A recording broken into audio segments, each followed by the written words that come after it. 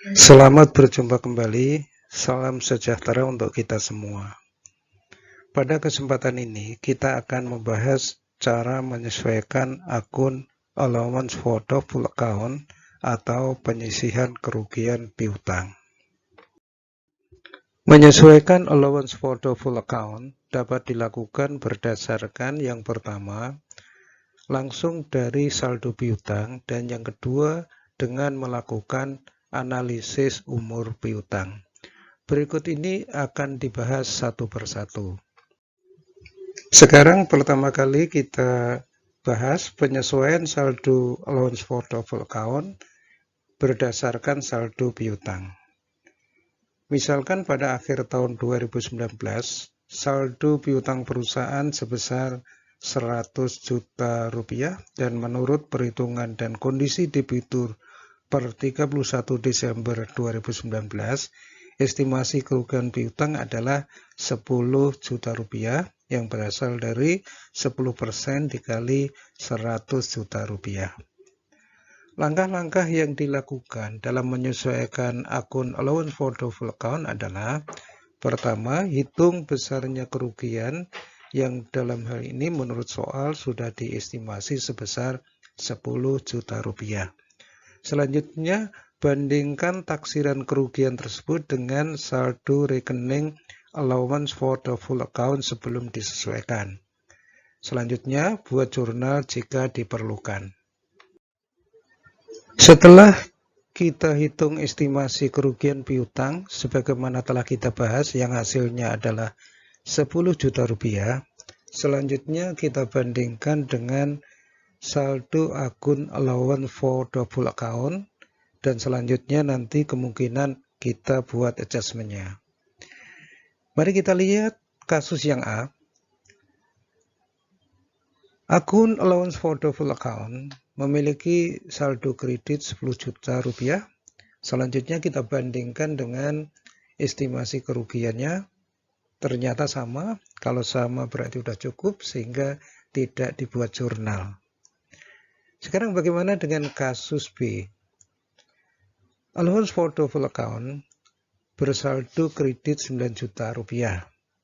Kemudian kita bandingkan dengan estimasi kerugian, ternyata kurang. Jika kurang, maka kita tambah dengan membuat jurnal. Bad debt expense 1 juta rupiah, allowance for doubtful account dikredit sebesar 1 juta rupiah. Jumlah ini merupakan selisih antara estimasi kerugian 10 juta rupiah dengan saldo allowance for doubtful account. Sekarang kita lihat kasus C. Kasus C, allowance for doubtful account bersaldo kredit 10.300.000 rupiah, dan jika dibandingkan dengan estimasi kerugian, jumlahnya lebih besar. Oleh karena itu kita buat jurnal dengan mendebit allowance for doubtful account 300.000 rupiah dan mengkredit akun bad debt expense sebesar 300.000 rupiah.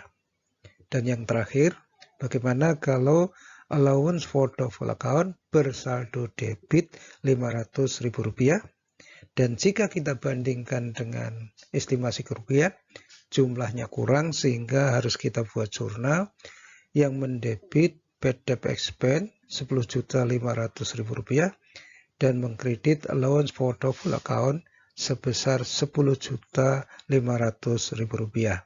Jumlah ini adalah 10 juta rupiah estimasi kerugian ditambah dengan saldo debit allowance for doubtful account. Menyesuaikan saldo allowance for doubtful account dapat didasarkan pada daftar umur piutang atau aging schedule. Misalkan PT ABC telah menyusun daftar umur piutang sebagai berikut. Tabel umur piutang terdiri dari beberapa kolom. Dari kiri ke kanan, kolom-kolom tersebut adalah nama debitur atau customer, jumlah tagihan, dan rinciannya, piutang yang berumur kurang dari 30 hari, antara 30 sampai 60 hari, piutang yang berumur antara 61 sampai 90 hari, antara 91 sampai 120 hari, serta piutang yang berumur di atas 120 hari. Sekarang mari kita perhatikan tagihan pada PTA. Jumlah tagihan sebesar 98 juta rupiah yang terdiri dari 15 juta rupiah berumur kurang dari 30 hari, 65 juta rupiah berumur 30 sampai 60 hari, 18 juta rupiah berumur 61 sampai 90 hari. Demikian juga dengan piutang pada PTB, piutang pada PTC, serta piutang pada PTX. Setelah itu ditotal sehingga menghasilkan piutang yang berumur di bawah 30 hari sebesar 345 juta, piutang yang berumur 30 sampai 60 hari sebesar 115 juta, piutang yang berumur 61 sampai 90 hari 18 juta rupiah, piutang yang berumur 91 sampai 120 hari sebesar 14 juta rupiah, serta piutang di atas 120 hari sebesar 55 juta rupiah. Selanjutnya, berdasarkan pengalaman perusahaan dan industri serta faktor lain, misalkan perkembangan perekonomian, perusahaan menetapkan persentase kerugian dalam rangka menentukan estimasi kerugian piutang di masa yang akan datang sebagai berikut. Kemudian dihitung estimasi kerugian piutang untuk masing-masing umur piutang sebagai berikut.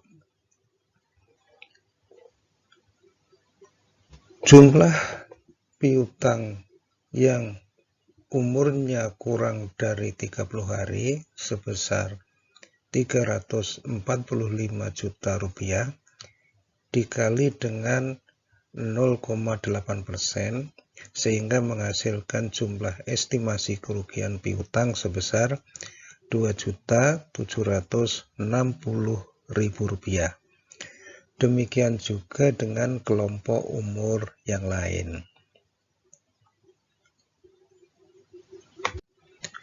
Estimasi kerugian piutang masing-masing kelompok umur selanjutnya ditotal sehingga menghasilkan jumlah Rp26.610.000.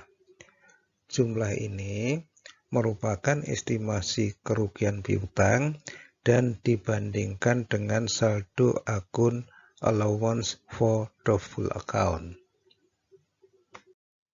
Setelah kita hitung estimasi kerugian piutang menurut daftar piutang sebesar Rp26.610.000, selanjutnya kita bandingkan dengan saldo akun allowance for doubtful account, dan kemudian kemungkinan akan kita buat jurnal jika diperlukan. Mari kita lihat kasus pertama atau yang A. Allowance for doubtful account mempunyai saldo kredit sebesar Rp26.610.000. Saldo ini kita bandingkan dengan estimasi kerugian piutang.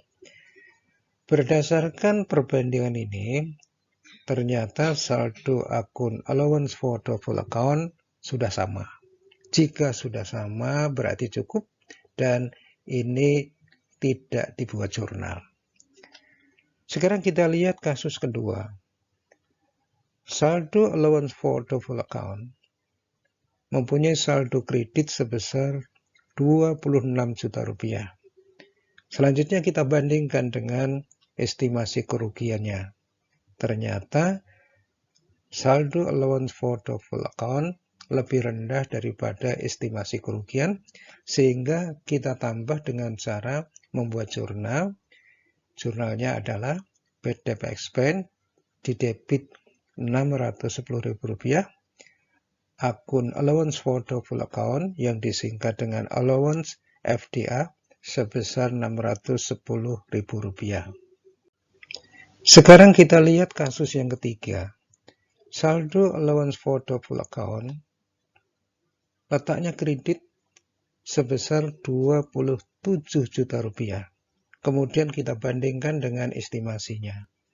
Ternyata saldo allowance for doubtful account lebih tinggi daripada estimasi kerugian. Oleh karena itu, saldo allowance ini kita kurangi dengan membuat jurnal. Allowance for doubtful account di debit sebesar Rp390.000 dan bad debt expense di kredit sebesar Rp390.000. Sekarang kita lihat kasus 4.